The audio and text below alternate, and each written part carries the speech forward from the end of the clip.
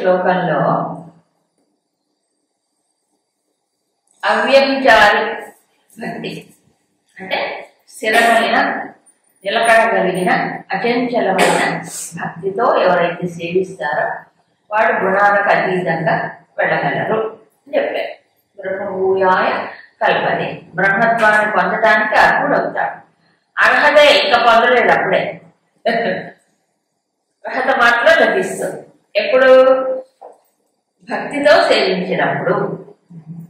అదే భక్తి కావాలి, అవ్యభిచారిణి భక్తి అంటే మనస్సు మాటి మాటికి కాసేపు విషయం, కాసేపు పరమాత్మ, కాసేపు విషయం, కాసేపు పరమాత్మ, అప్పుడప్పుడు అటు చూస్తుంది, ఎప్పుడు ఇదే చూస్తుంది. అవునా?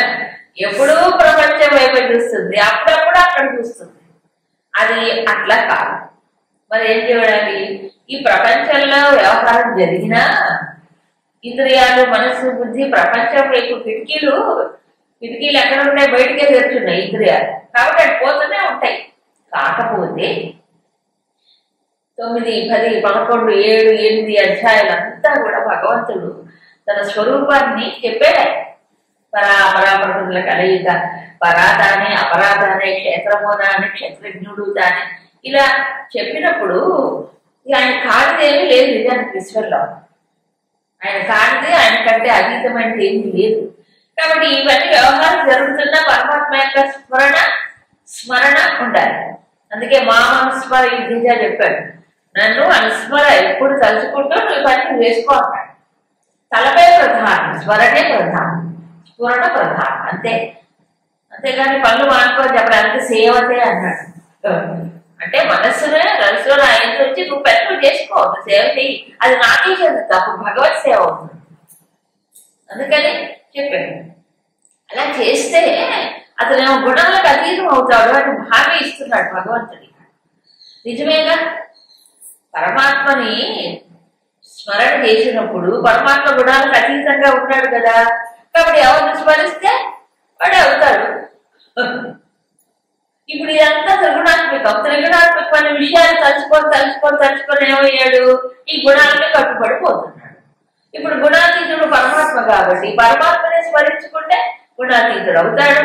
ఆ పరమాత్మను అందుకోవడానికి కావలసినటువంటి స్థితి, అర్హత, యోగ్యత లభిస్తుంది చెప్పి, స్వామి నిన్ను సేవిస్తే, నిన్ను తలుచుకుంటే నేను ఎలాగ బ్రహ్మమును అవుతాను దానికి సమాధానం చెప్పాడు. బ్రహ్మణ అంటే ఆ నిర్వికల్పమైన నిర్గుణమైన పరమాత్మకి అహం ప్రతిష్ఠ, నేను ప్రతిష్టని అంటారు. ప్రతిష్ట అంటే ఆధారం కదా. ఈ శ్లోకానికి ప్రత్యేక అర్థం చెప్పారు, అది గుర్తుపెట్టుకోవాలి. ఏమిటి బ్రహ్మము? అమృతస్య, అవ్యయస్య, శాశ్వతస్య ధర్మస్య, ఏకాంతికస్య సుఖం. 4 చెప్పారు విశేషం. అంటే ఇంతకుముందు అంతా చెప్పారు కొంతవరకు. ఇప్పుడు ఈ శ్లోకంలో ఇంకా ఏకాంతిక సుఖము అంటే ఏంటి? తనలో తానే ఇంకొక దానిపైన ఆధారపడకుండా, ఇంకొక పరిస్థితి పైన ఆధారపడకుండా సుఖాన్ని పొందడం. ఎందుకంటే ఏం కావాలి మనిషికి చెప్పండి? ప్రతిసారి ఏమవుతుంది? మనసు ఏదో ఒక దానిపైన ఆధారపడి సుఖం వస్తుందని వాడు పరిగెడుతుంది. అవునా కాదా? కానీ వస్తుందా సుఖము? రావట్లేదు. సుఖంగా అనిపించినా వచ్చేది దుఃఖమే ఫైనల్ గా. ఇదంతా మోసమే. నిజానికి బయట సుఖం లేదు, పొందాలనుకోవడం అంతకంటే అవివేకం లేదు. అది భగవద్గీతలో ఇంతకు ముందే నిరూపించాడు. కాబట్టి తనలో తాను ఏ సుఖాన్ని పొందుతాడో అది కచ్చి, అది నిజమైన సుఖం, అదే పరమాత్మ. తర్వాత శాశ్వతస్య ధర్మస్య, మామూలు వ్యవహారిక ధర్మాలు వేరు కదా. పరిస్థితుల్ని బట్టి, సమాజాన్ని బట్టి, దేశ కాలాన్ని బట్టి, తర్వాత తన యొక్క ఉపాధుల్ని బట్టి ధర్మాలు మారిపోతున్నాయి. ఉపాధి ధర్మాలు వేరు కదా. ఆ పరిస్థితిని బట్టి, దేశకాల పరిస్థితులు బట్టి ధర్మం. ఈ ధర్మం ఏంటి? శాశ్వత ధర్మం. అంటే అటు జీవుణ్ణి, జగత్తుని నిలబెట్టేది ధారయేది, ఇది ధర్మ. అవునా? ఏదైతే ఆధారంగా నిలబో అది ధర్మం. ఇది శాశ్వత ధర్మం. జీవుడికి జగత్తుకి ఒకటే ఆధారం, వేరు వేరు కాదు. అది శాశ్వత ధర్మం. ఇది అమృతం అవ్యయం. చూసారా, అమృతం అంటే ఇక మరణం లేదు. ఆధారమైన అధిష్టానానికి శాశ్వతమైన ఒక పక్క అంటే ఇక దానికి మరణం ఎలా ఉంటుంది? అవ్యయం, ఎప్పుడు నశించదు. సో మనకి ఏం కావాలి? టెంపరీ కావాలా, పర్మనెంట్ కావాలా? ఎవరికైనా పర్మనెంట్ కావాలి. పర్మనెంట్దే కాదు, ఆ శాశ్వతమైన పరమాత్మ. ఇవన్నీ ఏమిటి? ఇంపర్మనెంట్ వరల్డ్, ప్రపంచమే. దానికి తర్వాత అధ్యాయంలో చాలా చక్కగా చెప్తారు ఈ ప్రపంచం యొక్క తీరేమిటో. ఇది బ్రహ్మం అయితే ఈ బ్రహ్మమునకు ఆధారం నేనంటే అక్కడ కృష్ణుడు ఒక వ్యక్తిగా చెప్పట్లేదు, లేకపోతే కేవలం ఒక మహాపురుషుడిగా కూడా చెప్పట్లేదు. మరి ఎవరైనా 2-3 దృక్కోణాల్లోంచి వివరిస్తారు మహాత్ములు ఈ విషయాన్ని. ఏ కృష్ణుడు ఇంత అంటే నిర్గుణ నిరాకారమైన నిరుపాధికమైన తత్వమే ఆయన. అయితే అది ఎక్కడ ఉంటుంది? నిరుపాధి, ఉపాధులు లేదు. ఉపాధులు లేదు కానీ ఉపాధుల్లో పనిచేస్తుంది. తనకు ఉపాధులు లేవు కానీ పనిచేసేది అక్కడ ఉపాధులకి ఆధారంగా కాకుండా. ఇప్పుడు ఆ ఉపాధి రహితమైనటువంటి పరమాత్మని, అనంతమైన పరమాత్మని తెలుసుకోవాలంటే మనకి ఏమిటి ఆధారం? ఈ ఉపాధుల్లో ఉన్న పరమాత్మే. ముందు ఇక్కడ తెలుసుకుంటే అక్కడ తెలుసుకుంటారు. అవునా కదా? ఉపాధి విహితమైన ఉపాధుల్లో ఉన్నటువంటి పరమాత్మని గుర్తించాలి. ఉన్నాడుగా, ఉన్నవాడే గుర్తించబడతాడు, లేనివాడుగా ఎప్పుడూ ఉన్నాడు. విచిత్రమని అసలు ఆ పరమాత్మ ఇక్కడ లేకపోతే మనకు ఉనికే లేదే, బ్రతికే లేదే. ఇది గుర్తిస్తే కానీ అది తెలుసుకోలేదు. ఇదొకటి. ఇక రెండవది, నిర్గుణ నిరాకారమైన పరమాత్మకి అనుగ్రహ నిగ్రహ సామర్థ్యాలు ఉండవు. సామర్థ్యం అంటే చేయలేడు. ఎందుకు? అందులో గుణాలు లేవు. నిర్గుణం, నిరాకారం. అవును కానీ కాబట్టి ఇక్కడ అనుగ్రహ నిగ్రహ మొదలైనటువంటి కాదు. సృష్టి స్థితి లయం చేసేది ఎవరు? ఈశ్వరుడు. ఈశ్వరుడేగా. నిర్గుణ నిరాకారంలో ఏమి లేవు. కాబట్టి ఈశ్వరుడికి వచ్చేటప్పటికి ఈశ్వరుడు తన మాయాశక్తి ఆధారంగా ఏం చేస్తున్నాడు? సృష్టి స్థితి లయ తిరోధాన అనుగ్రహం లేదు కార్యాన్ని నిర్వహిస్తున్నాడు. అనుగ్రహించాలని ఈశ్వరుడే అనుగ్రహించాలి. నిర్గుణ నిరాకార పరబ్రహ్మ అనుగ్రహం లేదు, ఆగ్రహం లేదు. కాబట్టి ఆ పరమాత్మను తెలుసుకోవాలి అంటే ఎవరు ఇక్కడ మూలం ఏమిటి? ఈశ్వరీయ శక్తి. అవునా?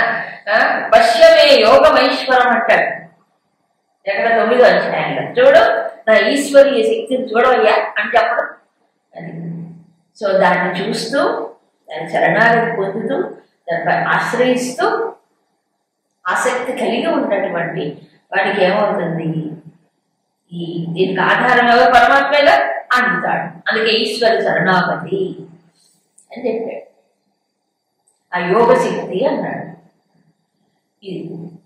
ఇక మూడవది ప్రత్యేగాత్మ. ప్రత్యేగాత్మ అంటే తనలో ఉన్నటువంటి ఆత్మ, అంటే ఉపాధిలో ఉన్న ఆత్మ.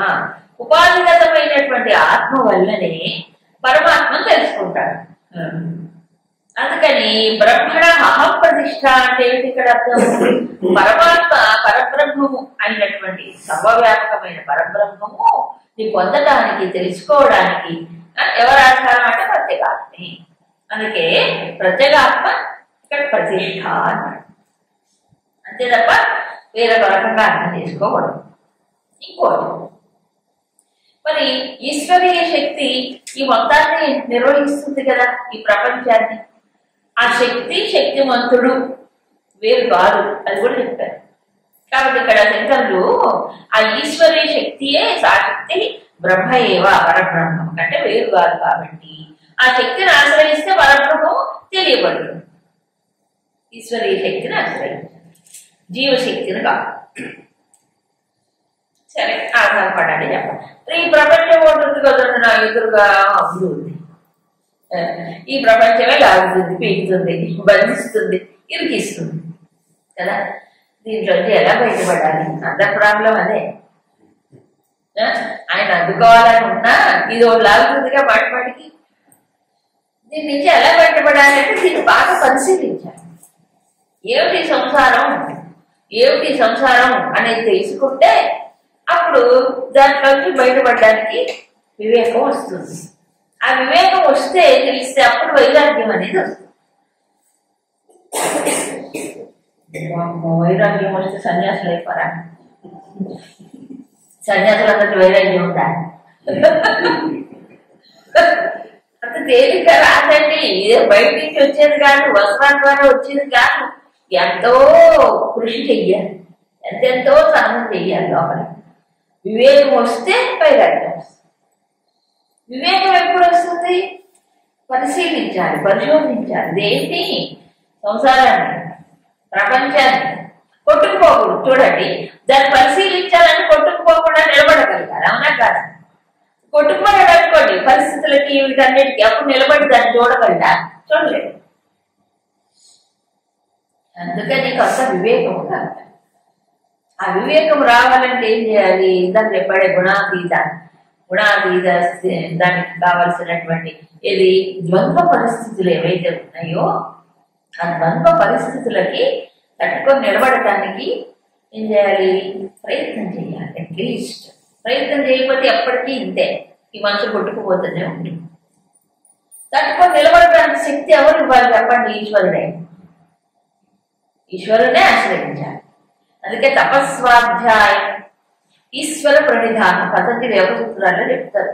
తపస్సు, స్వాధ్యయనం, ఈశ్వర ప్రణిధానం కావాలి. ఈశ్వరుణ్ణి ఏం చేయాలి? శరణాగతి పొందాలి. ఆ శక్తి పైన ఆధారం ఉన్నది ఈశ్వరీయ శక్తే. ఇదంతా నడిపిస్తారు. మనదేమో మనకు శక్తి ఉందా? సామర్థ్యం ఆండే. అది ఆశ్రయించినప్పుడు ఇందాక అదేదో చెప్పారు, బ్రహ్మాండ ప్రతిష్ట అన్నాడుగా. ఆశ్రయించినప్పుడు ఏమవుతుంది అంటే తట్టుకొని నిలబడతాడు. అప్పుడు దీన్ని పరిశోధిస్తారు. సంసార వృక్షమైంది. చాలా అద్భుతమైనటువంటి శ్లోకం. But code language. Code language అంటే తెలుసా? కంప్యూటర్ లాంగ్వేజ్, అది కోడ్ లాంగ్వేజ్. సాంకేతికమైనటువంటి భాష కోడ్ లాంగ్వేజ్ అంటారు. ఎందుకు కోడ్ లాంగ్వేజ్ పెట్టారు? మన బుద్ధికి ఏం కావాలి? సూక్ష్మత్వం కావాలి. ఇప్పుడు ఇదేమో నామరూపాత్మకమైన దృశ్యాత్మకమైన ప్రపంచం. ఈ ప్రపంచాన్ని గురించి చెప్పడానికి, ప్రపంచానికి ఆధారమైన పరమాత్మను సూచించాలంటే ఏమవుతుంది? పరమాత్మను సూచించాలి, ప్రపంచం గురించి చెప్పాలి. రెండు జరగాలి. రెండు జరగాలంటే ఏం చేయాలి? వ్యవహారికమైన భాష సరిపోదు. మరి ఏం చేయాలి? దానికి సాంకేతికమైనటువంటి భాషనే ఉపయోగిస్తారు. ఇది భాగవతంలో కూడా చాలా చోట్ల ఇదే భాషను ప్రయోగించారు. భాగవతంలో కృష్ణ లీలల సందర్భంగా ఆ కోడ్ ఏం చేయాలి? కోడ్ డీకోడ్ చేయాలి. డీకోడ్ అంటే విప్పాలి. దేవుడి దాంట్లో ఉంది అని. సో ఇదంతా కూడా ఒక అద్భుతమైనటువంటి వర్ణన. ఎందుకు సంసారం గురించి చెప్తారండి? పరమాత్మ గురించి చెప్పచ్చు కదా. నువ్వు పరమాత్మ తెలుసుకోవాలని సంసారం గురించి తెలుసుకోవాలి. సంసారం యొక్క స్వరూపాన్ని అర్థం చేసుకుంటే తప్ప దీంట్లోంచి బయటపడలేడు, అవునా కదా? అర్థం చేసుకోవడం కాదు, అర్థం చేసుకున్నప్పుడు ఆటోమేటిక్ గా దానిలోంచి దృష్టి వెళ్ళిపోతుంది పక్కకి. ఓ ఇంతేనా అనిపిస్తుంది. తెలియనంత కాలం దాంట్లో ఏదో ఉంది, ఏదో పొందాలి, ఏదో కావాలన్నట్టు పరిగెడతాడు. తెలిస్తే అడుగుండు. ఇప్పుడు మీకు ఒక గ్లాస్ లో వేడి కాఫీ ఇచ్చారు, చలిగా, అప్పుడేమనిపిస్తుంది అంటే కంగారు అనిపిస్తుంది, అవునా? మంచి బొమ్ముతున్న హైడ్రోక్లోరిక్ యాసిడ్ ఇచ్చారు.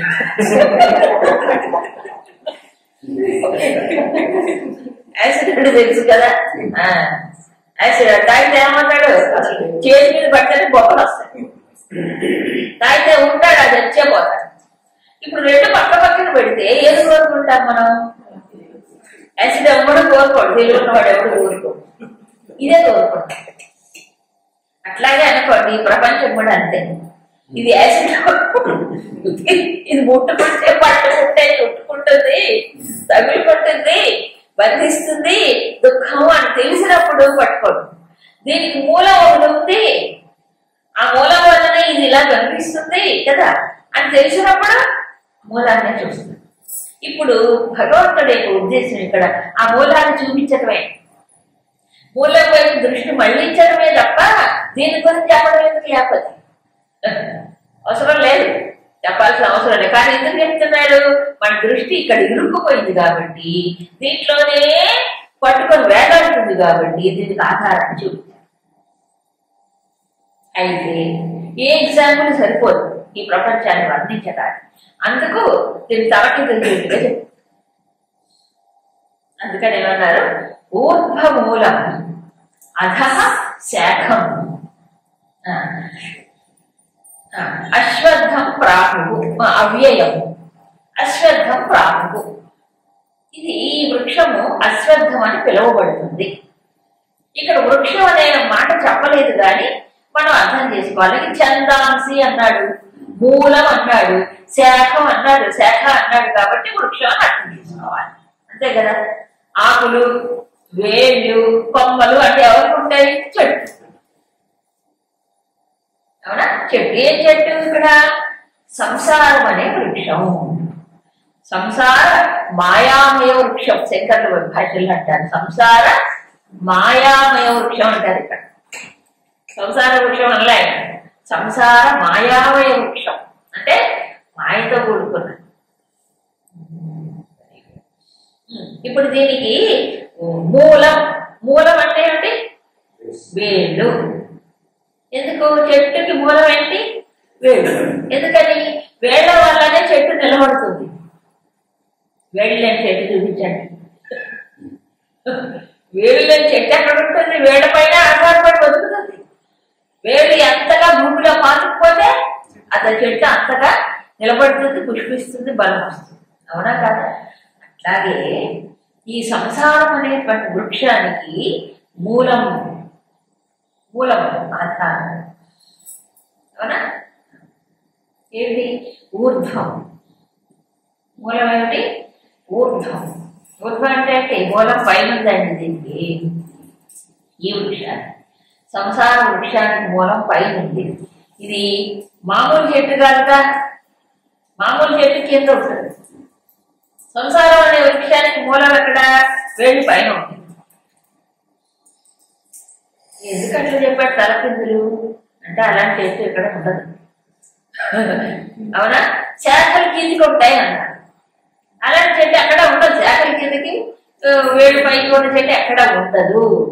ఎలాగైతే ఆ చెట్టు ఉండదో, ప్రపంచ బయట ఎక్కడ కనిపించదో అది మాయో, అట్లాగే ఈ ప్రపంచం కూడా ఎలాంటిది? అట్లాంటిదే. ఎగ్జాంపుల్ అందుకని అలా చెప్పారు. ఎగ్జాంపుల్ కావాలనే తలకిందుల చెట్టు చెప్పాడు.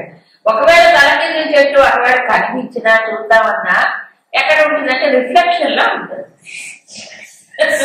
రిఫ్లెక్షన్ ఎప్పుడు ఎట్లుంటుంది? తలకిందులుగా ఉంటుంది. కుడి ఎడమ, ఎడమ కుడిగా ఉంటుంది.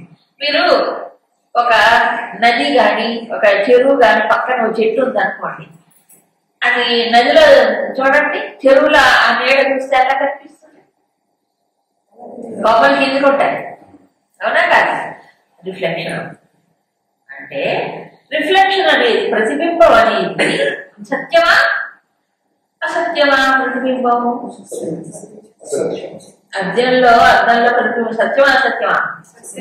ప్రతిబింబం సత్యం కాదు, నేను సత్యం. ఎగ్జాంపుల్. అవునా? అట్లాగే తలకిందుల చెట్టు అంటే ఏమిటి? ఇది ఓన్లీ రిఫ్లెక్షన్. ఆ చెట్టు ఎక్కడ ఉండదు నిజానికి, అది ప్రతిబింబమే. దేంట్లో ప్రతిబింబించింది? ఏదో ఒక ఆధారంలో దేంట్లో ప్రతిబింబించింది. అదేమిటంటే ఊర్ధ్వం. ఊర్ధ్వం అంటే పైన. పైన అంటే ఏమిటి? పైన అంటే వర్టికల్ గా పైన కాదు.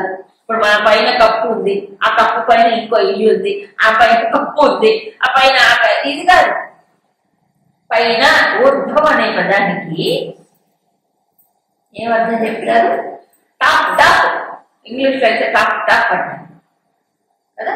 టాప్ అంటే ఏంటి? పైన. మామూలు అర్థం పైన, కానీ కొన్ని కొన్ని సందర్భాల్లో టాప్ అనే దానికి ఇంకో అర్థాన్ని చెప్పుకుంటాం. అన్నిటికంటే శ్రేష్టమైనది, ఉత్కృష్టమైనది అని అర్థం. అవునా కదా? వాడు ఎంట్రన్స్ ఎగ్జామ్ లో టాపర్ అండి. టాపర్. టాపర్ అంటే ఎవడు? వాడు అందరి నెత్తి మీద కూర్చున్నాడు అని. మరి ఏమిటి, అందరికంటే ఎక్కువ మార్కులు వచ్చేవాడు. కాబట్టి ఏమంటాం, టాపర్. అబ్బా ఆయనండి ఉపన్యాసం చెప్తారు, అబ్బో ఇక ఆయన టీచర్ టాప్ లేరండి, ఆయన అందరికంటే టాప్ మోస్ట్. ఎందుకని ఆయన శ్రేష్ఠుడు కాదు, అంతేనా? ఆయన శ్రేష్ఠుడు, ఆయన విశిష్టుడు కాబట్టి అంటాం. సో ఏదైతే శ్రేష్టమైనదో, విశిష్టమైనదో, ఉత్కృష్టమైనదో దాన్ని ఏమంటాం మనం? ఏమంటాం? పైన. అవునా కాదు? ఇప్పుడు ఈ సంసారం అనేటువంటి వృక్షానికి మూలం. మూలం ఏమిటి? సర్వశ్రేష్టమైనది, సర్వోత్కృష్టమైనది, విశిష్టమైనది ఏమిటి? ఈ ప్రపంచంలో పరమాత్మ.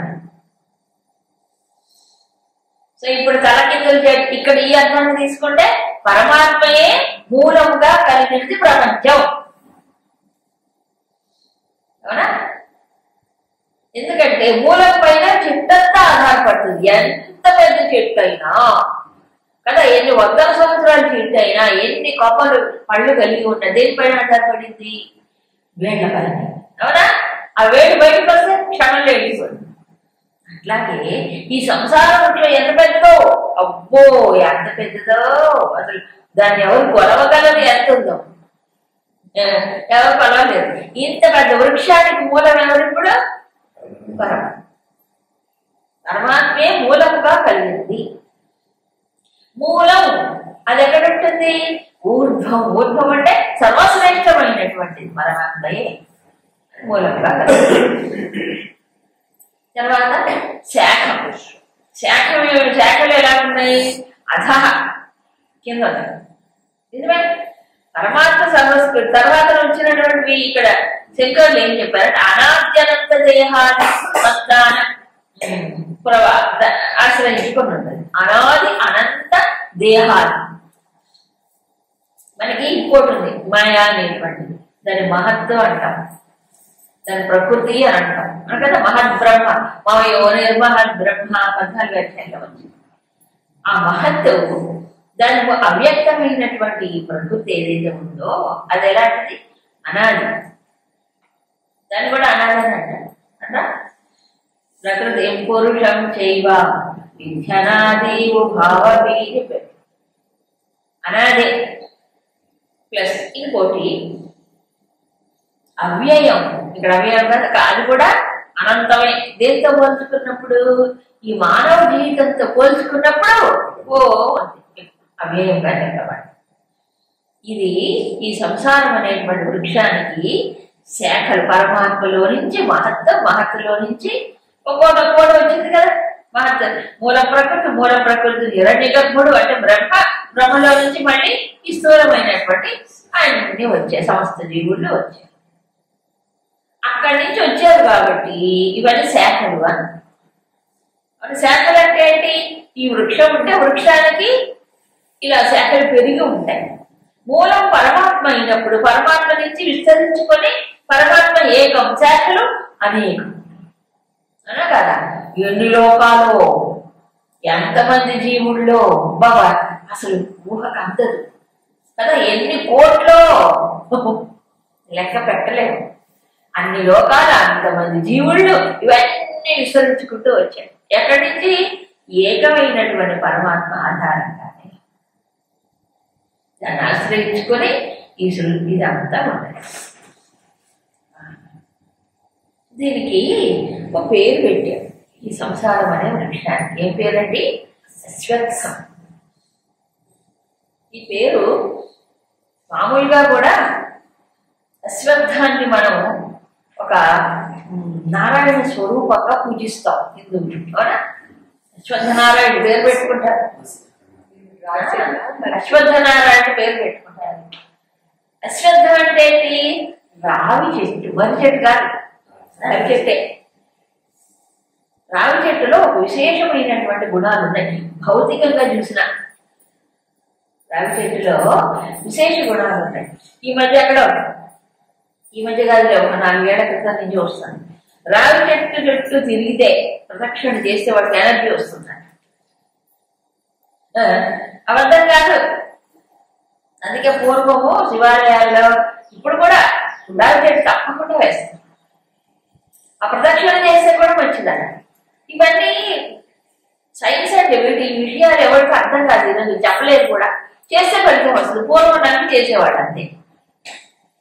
అంటే ప్రకృతిలో ప్రకృతి అంత శక్తిమయమైన ఒకదాని విశేషమైన శక్తి ఉంటుంది, ఒకదాని సాత్వికమైన అంశాలు ఉంటాయి. ఆ శక్తి ఎలా వస్తుందనేది చేసి చూడు తెలుస్తుంది. ఇది భౌతికంగా చూస్తే అశ్వత్థము ఒక విశేషమైన దివ్య గుణాలు కలిగినటువంటిది. అందుకే నారాయణ స్వరూపంగా చూస్తారు. మన వాడి పెళ్లి కూడా చేస్తారు. ఒకప్పుడు చేసేవాడు, రావి చెట్టు వేప చెట్టు పెట్టి చేసేవాడు. అదంతా పిచ్చి పిచ్చి నమ్మకాలు అనుకుంటారు మన వాళ్ళు. కాదు, పిచ్చి నమ్మకాలు. ఈ విగ్రహాలు పెట్టి చేయట్లేదు. ఇప్పుడు చేస్తున్నాడు, ప్రకృతిలోనే చేసేవాడు. సరే, ఈ అశ్వత్థం అనేది దివ్యమైన వృక్షం. అది ఇక్కడ అశ్వత్థం అంటే ఏంటి?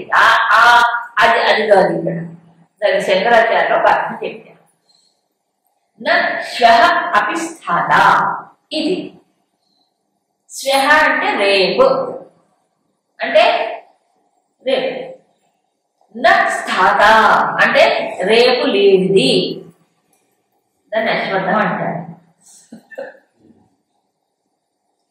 శ్వః అంటే శ్వః అంటే రేపు, నా అంటే లేదు, నిలకడ లేనిది, రేపు లేనిది. నిలకడ లేదంటే ఇవాళ ఉన్నట్టు రేపు ఉండదు. రేపటి సంగతి దేవుడే. పొద్దున్న ఉన్నట్టు మధ్యాహ్నం ఉండదు, మధ్యాహ్నం ఉన్నట్టు సాయంత్రం ఉండదు, రాత్రి ఉండదు. అవునా కదా? అంటే ఏంటంటే క్షణభంగురం. క్షణభంగురం మాటి మాటికి క్షణక్షణం మారిపోయేది. ఒప్పుకుంటారా లేదా చెప్పండి? ఒప్పుకోవాలి. క్షణక్షణం మారిపోయేది ప్రపంచం. రేపేం జరుగుతుందో ఎవరికి తెలుసు.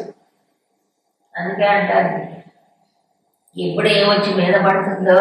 అవునా? ఆ మీద పడే లేపు నన్ను కబడ్డీ లోపు స్వామి నేను నిన్ను తలుచుకోవాలి, నేను స్మరణ చేయాలి. దీన్ని పోస్ట్ పోన్ చేయకూడదు. మిగతా పోస్ట్ పోన్ చేసినా పర్వాలేదు, భగవంతుని విషయంలో పోస్ట్ పోన్ పనికిరాదు. ఈ ఆరోగ్యం బాగున్నప్పుడే, ఈ కాస్త బాగున్నప్పుడే చేసుకోవాలి, తలుచుకోవాలి. రేపు ఎట్లా ఉంటుందో తెలియదు కదా. అందుకు ఆ విషయంలో అలర్ట్ గా ఉండాలి. రేపేమో ఎవరు చెప్పగలరు.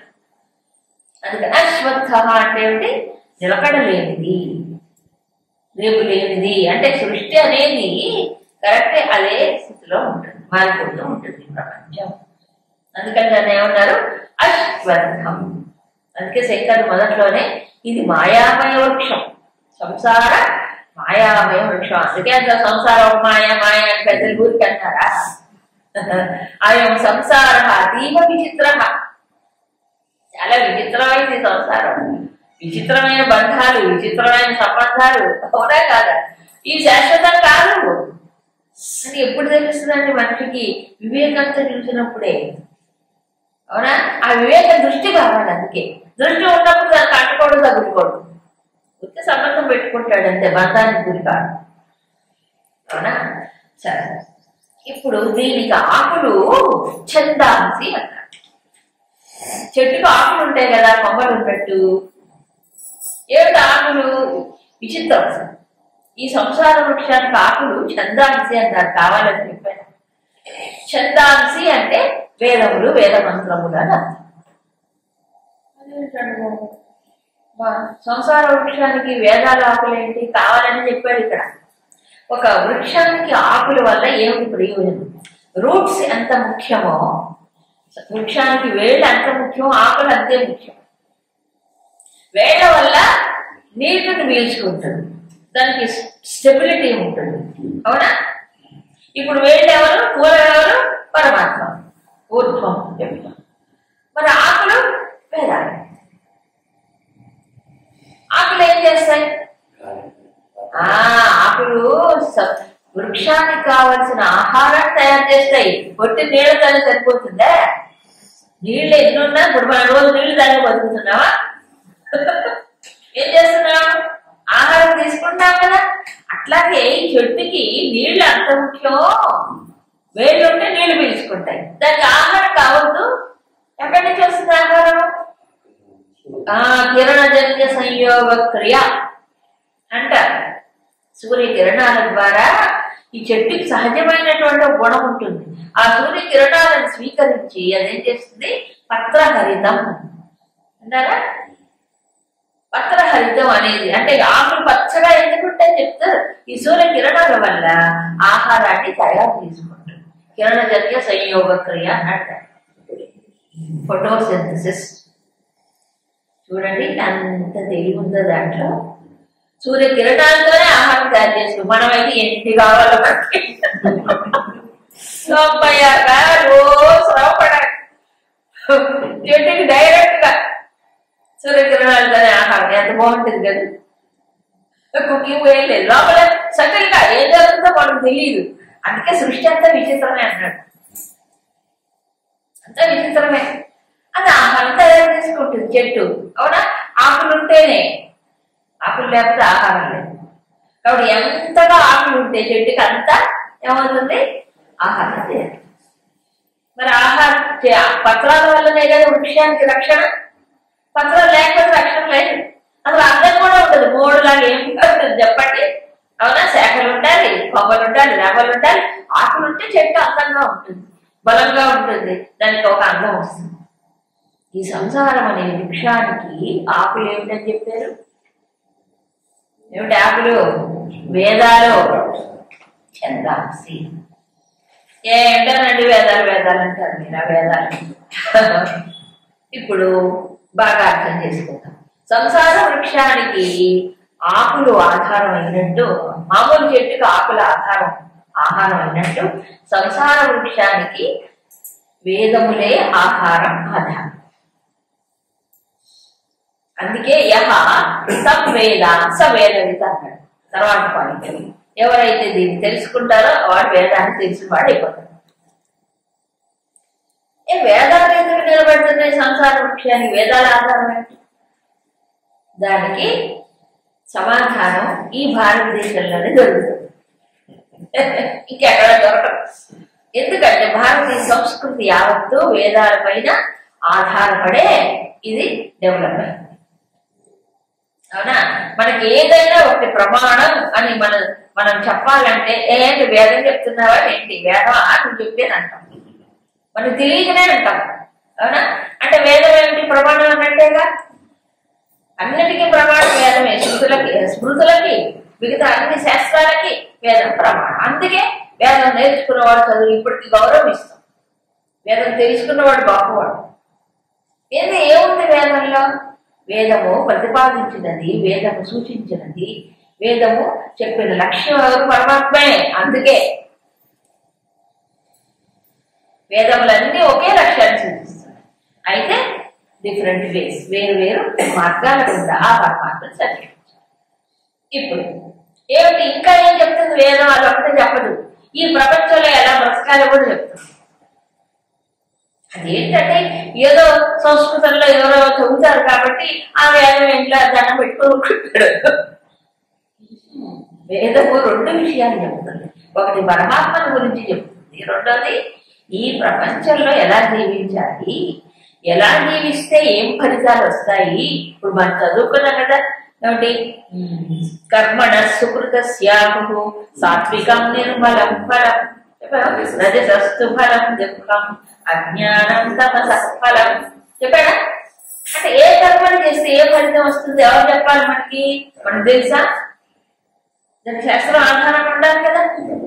కాబట్టి పరమాత్మ గురించి చెప్తూనే ఈ ప్రపంచంలో ఎలా జీవించాలి, ధర్మ తద్హేతు ఫల ప్రకాశనార్థత్వాద్. వేదం ఎందుకు ప్రమాణంగా తీసుకున్నాడు? వేదం ఎందుకు ఈ సంసార వృక్షానికి ఆధారం అన్నాడు? ధర్మం అధర్మం చెప్పేది శాస్త్రం. ఈ ధర్మం అని ఇది అధర్మం అని ఎవరు చెప్పాలి? ఎవరికి వాడు నేను చేసే ధర్మం అనుకుంటే ఎట్లా దొరుకుతుంది? దానికి ఒక ప్రమాణం ఉంటుందా? తస్మాత్ శాస్త్రం ప్రమాణంతే కార్యాకార్య వ్యవస్థితం చెప్పాడా? అంటే ఇది చేయవలనా ఇది చేయకూడదా అని ఎవరు నిర్ణయించాలి? దాని ప్రమాణం ఏంటి? శాస్త్రం. శాస్త్రాలన్నిటికీ మూలం వేదం. కాబట్టి ధర్మాధర్మములను బట్టి తద్హేతు ఫల. అవునా, అంటే ఈ ధర్మం అధర్మం దానికి ఒక ఫలితం ఉండాలని చేసినప్పుడు ఆ ఫలితాన్ని చక్కగా స్పష్టంగా చెప్పేది ఎవరికి అంటే శాస్త్రం, వేదం. అందుకే వేదంలో ఏముంటాయి? మంత్రభాగం, బ్రాహ్మణ భాగం, ఆరణ్యకం, ఉపనిషత్తు 5 సింపుల్గా. ఆ ఉపనిషత్తులో చెప్పిన దాన్ని వేదాంతం అంటాం. మరి ఇవన్నీ అవసరం లేదా? ఇవన్నీ ప్రపంచంలో జీవించేవాడు కావాలి. మంత్రాలు ఉన్నాయి, కర్మకాండం ఉంది, యజ్ఞాలు, యాగాలు, క్రతువులు అన్నీ ఉంటాయి, వ్రతాలు, దీక్షలు అన్నీ ఉంటాయి, ఉపాసనా కాండం ఉంది. ఇవన్నీ ఎవరి కోసం? మానవుడికి శిక్షణ ఇవ్వడానికి ఇవన్నీ అవసరం లేదన్నది. కానీ ప్రతిదీ కూడా వేద విహితమైనది, వేద ధర్మం పైన ఆధారపడి ఉన్నవే. కర్మకాండం గురించి కూడా వేదం చెప్పింది, ఉపాసన గురించి చెప్పింది, మంత్రం గురించి చెప్పింది. ఇది తెలుసుకొని ఆచరించినాడు ఏమవుతున్నాడు? సంసార స్వరూపం అర్థం, జ్ఞానం వస్తుంది, వివేక దృష్టి కలుగుతుంది. ఆచరించినాడు ఏమవుతున్నాడు? మనిషి తెలియక చేసే తప్పులు ఏవైతే ఉంటాయో వాటి నుంచి తప్పించుకోగలడు. జ్ఞానం లేనప్పుడు ఏం చేస్తాడు? మనిషి అజ్ఞానంలో ఏదో చేస్తాడు, ఏం చేస్తుందో తెలియక చేస్తాడు. తాత్కాలికమైన ఫలితాలే ఆశించి చేస్తాడు, తర్వాత అనుభవిస్తాడు తెలియదు. అవునా? కానీ ఇప్పుడు నాకేమి సుఖం వస్తుంది, ఇప్పుడు నాకేమిటి లాభం ఇక్కడే చూస్తున్నాడు. కానీ తర్వాత వచ్చేది ఆలోచించట్లే కదా, దూరదృష్టి ఉంటుంది కదా మనిషికి. దానివల్ల కష్టంగా అనుభవిస్తాడు. అవునా? కాబట్టి తెలుసుకొని చెయ్యాలి. అది తెలుసుకోవడం అంటే ఎవరు చెప్పాలి? శాస్త్రం చెప్పాలి. దానికి ఆధారం వేదమే. వేదం ఆధారం శాస్త్రం. మరి మాకు అక్కడ వేదాలు మేము ఎక్కడ చదువుకుంటామండి? అక్కడలే మన పెద్దలు మనకి ఏమిటైనా అనూచానంగా సంప్రదాయబద్ధంగా కొన్ని సత్యాలు మనకి తెలుసు. కానీ వినటం ద్వారా తెలుసుకోవచ్చు. అందరూ ఏం సంస్కృతి చదువు అక్కర్లే, వేదాలు వినటం ద్వారా. శుత్వాన్యేభ్య ఉపాసతే చెప్పాడు 13వ అధ్యాయం. ఎవరి దగ్గరైనా విని తెలుసుకొని ఆచరించవచ్చు. అప్పుడు కూడా పొందుతారు భగవంతుడిని. మొత్తాన్ని తెలుసుకోవాలి. ఏది కరెక్ట్, ఏది ఇన్కరెక్ట్, ఏది చెయ్యవలే, ఏది చేయకూడదు. ఎవరు చెప్పాలి? పక్కవాడు చెప్పాలి, ఎదురువాడు చెప్పాలి. వాడికి మాత్రం ఏం తెలుసు? సత్యాన్ని ఎరిగిన వాడు, ఎక్కడ వేదములు తెలిసిన వాడు, శాస్త్రం ఎరిగినటువంటి వారి దగ్గర తెలుసు. ఇప్పుడు చూడండి, ఈ సంసార వృక్షానికి ఆకుల ఆహారం. ఈ సంసారంలో ఎవరు? మనం ఉన్నాం. ఇప్పుడు మనం నిలబడాలంటే, మన జీవితంలో హాయిగా ఉండాలంటే మనకేం కావాలి? ఆకులు కావాలి. ఆకులు అంటే ఏంటి? వేదం మనకి ప్రమాణం, జ్ఞానం మనకి ప్రమాణం. దాన్ని తెలుసుకొని కనుక ఆచరిస్తే ఏమవుతుంది? మనిషికి తప్పుదారిలో పడిపోడు, సరైన పద్ధాగా ఉంటాడు, లక్ష్యాన్ని ఏదో అందుకుంటాడు. ఇప్పుడు ఏమైపోయిందంటే తప్పుదారిలో పడిపోతున్నారు. ఎవరికి వాడే ప్రమాణం, నాకు నేనే స్టాండర్డ్, నేను చెప్పిందే వేదం, నా ఐడియానే కరెక్ట్ అనుకోవట్లా. పైగా ఈ చోటా గురువులందరూ వస్తారు, శాస్త్రం తెలియని వాళ్ళు అందరూ, శాస్త్రం అర్థం కాని వాళ్ళు అందరూ ఎవరి వాళ్ళు యూట్యూబ్ లో కొట్టి పెడుతున్నారు. ఎవరికి వాళ్ళే, ఎవరికి తెలిసిన కట్టేస్తున్నారు అక్కడ. ఈ పాప సామాన్యులు ఏమీ తెలియక ఒకప్పుడు ఈ శాస్త్రం తెలుసుకోండి ఎవరో దగ్గర పెళ్లి తెలుసుకుని, ఇప్పుడు అన్ని ఎవరెవరో పెట్టినా అన్ని చూసి బుద్ధి పడిపోతుంది, కన్ఫ్యూజ్ అయిపోతుంది. ఎవరికి ఎవరి వాడు వాడు వచ్చి చెప్తాడు. దానికి ఒక అధ్యయనము, ఒక మననం ఏమి చేయకుండా లేదు, లోతుగా తెలుసుకోలేదు. Cut and paste